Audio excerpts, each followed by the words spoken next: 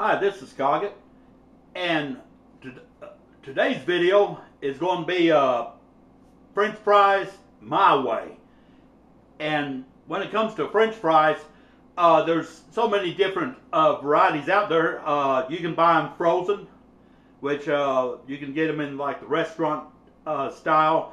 You can get them thick cut, you can get them crinkle cut, you can get them a long cut, and then you can go ahead and do them yourself with real potatoes. And that's what I'm going to do today. I'm going to show you how I go about doing it. And I'm going to have this video more likely in two parts. I think two parts. I'll show you how to prepare the potato and what to do. And then the second part will be the actual frying, and I'll show you how it turned out. So there's some items what you need in order to, if you're going to make your own homemade fries. Going to need a potato peeler, which this one works great. I bought this at a fair. I think this was back in the 1980s, and this thing still, I mean, it peels these potatoes great. I'm not going to actually peel one, but you get the idea. And if you don't have a potato peeler, then do it my grandmother's way with a good sharp knife. And this is a Hampton Forge. This is a good sharp knife, and it's excellent for making these fries. I'm going to go ahead and get started, show you how to go about cutting one of these up, and how you go about cutting them and what you do. First of all, what you want to do is, after you get them peeled, is you want to wash the potato off. And also have water so you can put the potatoes in the water. The reason for this is because potatoes are kind of like bananas. They oxidize and they'll turn brown on you. And that's the reason for the water. Also, the water will wash some of the starch off, so it won't be so starchy, and if you deep fry them like I'm going to do, it leaves your oil looking good. So let's get started here.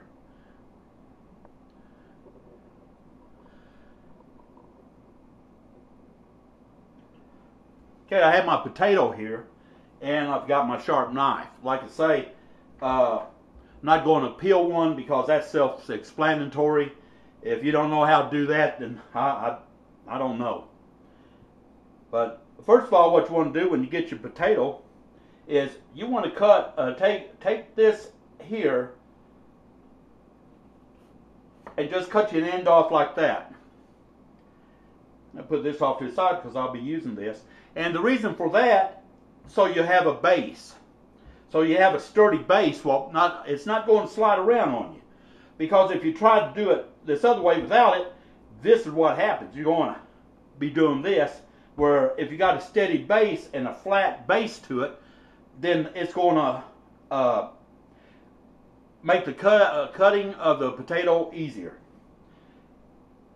You don't have to like you kind of guess at it on the cuts. Like right there, then I'm going to cut it.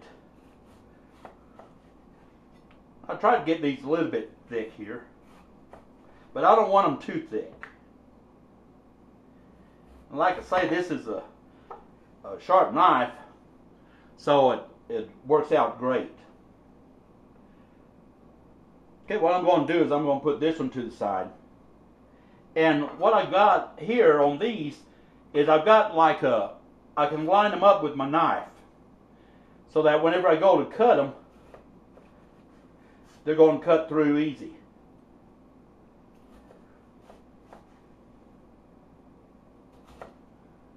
See how I'm doing that?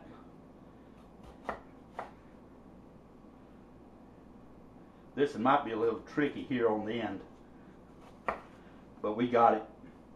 But this is the way they're going to come out. See how easy that was? And you got French fries.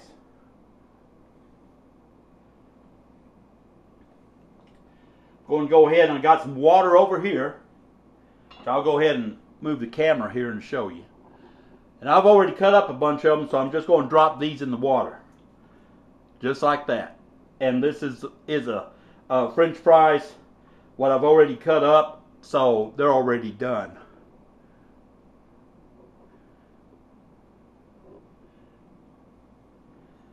Now on these pieces, it's easy also. What you do is you just cut them.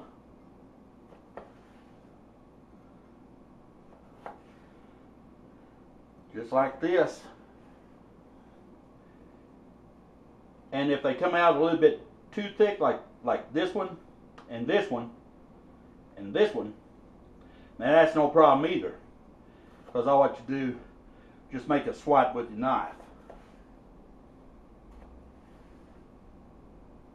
They don't have to be perfect. I mean, I think they sell these potato slicers where they slice up these potatoes and everything, but I don't have one. Because by the time I pull out one of those and put it together, I can already have them sliced.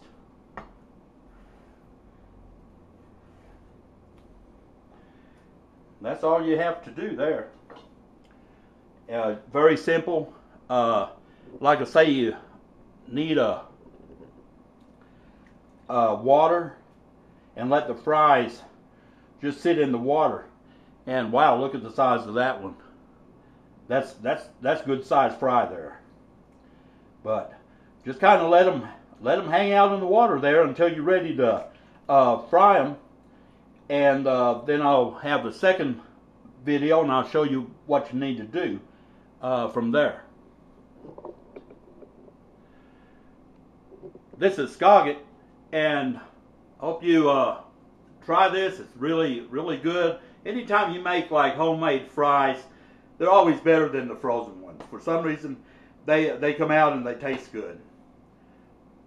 I remember my grandmother used to make them all the time, and she didn't have a peeler. She used a regular knife, a butcher knife. And that thing was razor sharp, man. You could shave with it. And just remember her frying those up, and she fried them up in the cast iron skillet. That's something else. If you don't have a deep fryer, I'm going to use a deep fryer. You can use a cast iron skillet. Just pour the oil in the cast iron skillet. I found out that peanut oil works the best for deep frying. That's my opinion. People use vegetable, they use canola. Just don't use olive, it'll smoke up the house. But my grandmother always used vegetable oil. I prefer peanut because it makes them come out real nice and crispy. Peanut in my books, it's the best. And just watch that temperature when you do fry it, like on the stove in the pan, and you put your oil. You want it to right around 325 to 350. Don't let it go any higher than that, because it might have a fire started. And your safety is more important than, and everything. And that way you don't burn down the house. This is Skagit. Appreciate all you viewers and subscribers out there. I'll have the second video coming up, and y'all take care.